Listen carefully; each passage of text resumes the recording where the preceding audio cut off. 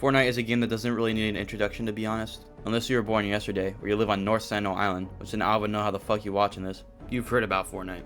Fortnite has remained one of the undisputed GOATs of gaming, whether you like it or not. But Fortnite ain't always been this way. There's a time I'm sure most of y'all still remember, where a homie introduced this game to you at school, and got you hooked on that shit like it was heroin.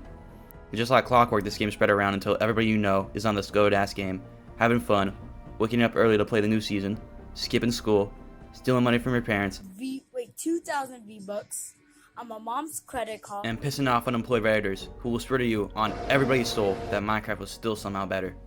But time has passed. School sucks. Memes aren't funny anymore. The old friend group you used to play with fell apart. And Fortnite looks like this now. Sure, the game looks realistic, but where's the pizzazz? the old Fortnite art style used to be oversaturated, have dumbass looking cars, have unique looking guns like the tac shotgun or the burst assault rifle. And even quote-unquote normal-looking guns like the assault rifle still looked cartoony in comparison to other shooter games. It had cartoony trees, plants, and bushes, and overall everything was less geometrical, giving it this unique art style that stood out. But now the cars are all just real-life cars, sold at what might as well be real-life fucking prices. The guns look like exact copies of real weapons, the trees, plants, and bushes look realistic, and overall everything's just so normal and just not interesting to look at. Now if I'm going to tell the story of how Fortnite's art style fell off, I'll have to start from the very beginning.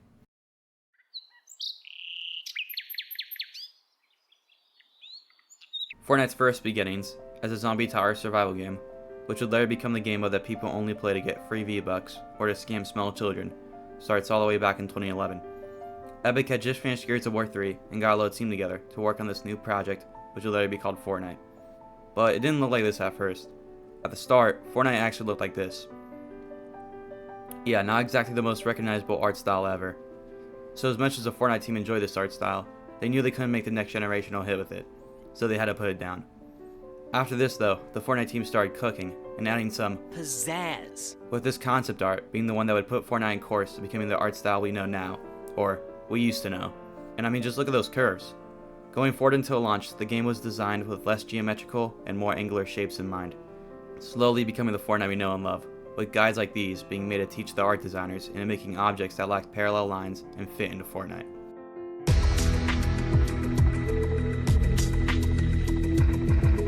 Epic had done it. Their game was a success.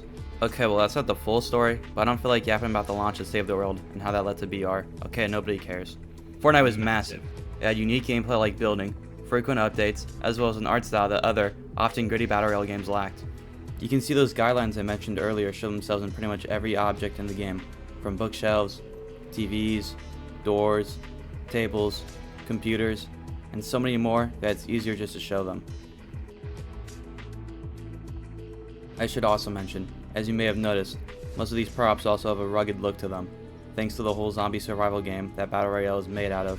Lastly, it wouldn't be complete if I didn't talk about the weapons, all having exaggerated and simplified or removed features that can be noticed to its full when showing off these guns side by side with their real life counterparts. These details I've mentioned about the objects and the guns are sometimes overlooked when people discuss Fortnite's OG art style, with it just being chalked up as being bright and cartoony. But these details, more than even the bright green grass and the blue skies, are what makes Fortnite's original art style unique. These cartoony shapes, exaggerated guns, and bright colors worked well with the abandoned buildings, with walls falling off, coming together to create Fortnite's original art style. Following the release of Fortnite, Epic Games would drop new content constantly, which would fit into Fortnite's world, like a comically big jug that heals your health to full, a llama piñata that gives you loot, a desert eagle with a huge barrel that's practically a sniper, a grappling gun that shoots out a plunger, or a grenade that's attached to a plunger, a disco ball grenade that makes you dance, a jetpack, and a shotgun with comically big barrels. These updates and new seasons were able to keep the game alive while also being uniquely Fortnite. And while Epic would still add some realistic guns like the combat shotgun, tactical AR, or drum shotgun, these were the exceptions and not the norm. Now Fortnite had a good thing going, but after 10 seasons over the course of almost 2 years, and with the last season being kind of a doozy, interest of the game was slowly going down. So in a bid to keep the game alive, Epic put all eyes on Fortnite by shutting it down for 36 hours after destroying their entire map in a live event. This would lead many people into insanity, causing some to wait for hours staring at an image of a black hole just to see some numbers pop up, or others into somehow believing that their entire Fortnite locker was gone forever. Epic had done it, and all eyes were on their game. Now all they had to do was release something that was worth all the hype.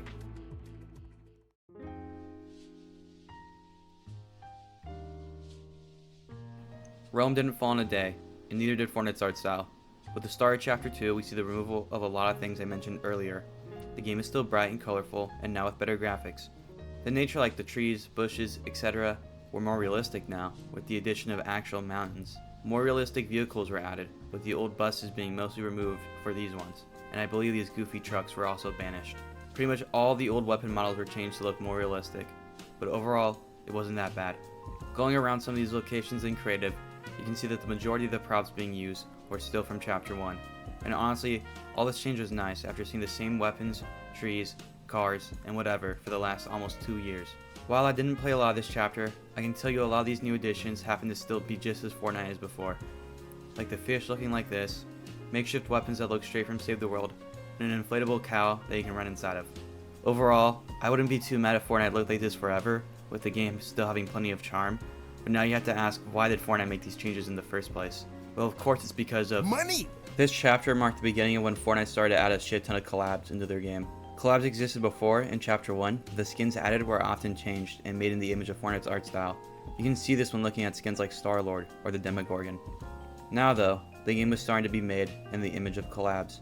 We had a season entirely themed around Marvel, and a season focused with characters from across multiple IPs defending the 0 point. The game was made more generic so that all these characters from different IPs were able to fit in properly without looking out of place.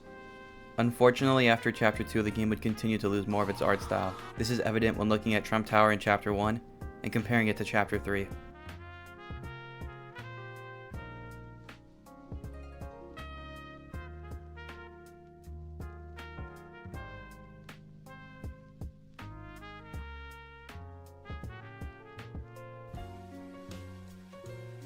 Okay, I can't lie, the pizza pit is a pretty cool addition, but yeah, you can see how pretty much everything was made to be more realistic and more clean, with most of the old props from Chapter 1 just being removed or replaced. This trend would continue into Chapter 4, and with Chapter 5, it would reach its worst, with the game taking place in Europe. You remember Tomato Town, Durburger, Slurp, or even Slap Factories? These uniquely Fortnite brands are all absent from this map. The bright colors from the last chapter, gone, meaning with Unreal Engine 5, this game just looks realistic, and nothing more. The cars were made just to sell overpriced skins, the guns were made to be more realistic, which can be seen in the Scars transformation from Chapter 1 versus Chapter 2 and Chapter 4 versus now Chapter 5.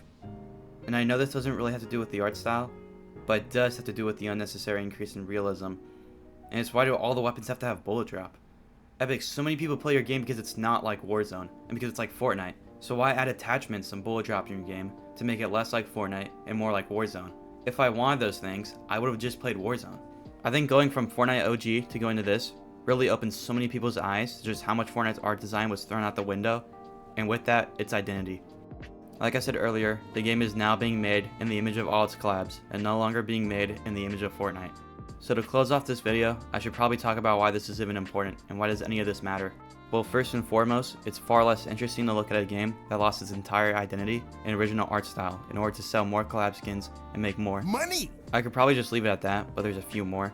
This more realistic art style only facilitates more realistic additions like bullet drop or attachments, additions in which I hopefully speak for everyone when I say nobody wants, as well as the collabs this new generic art style brings, like or Hollow Purple, which me personally, I don't have a huge issue with, but I know some people hate these items, and when there's multiple of these items in the game at once, I do agree it definitely feels oversaturated.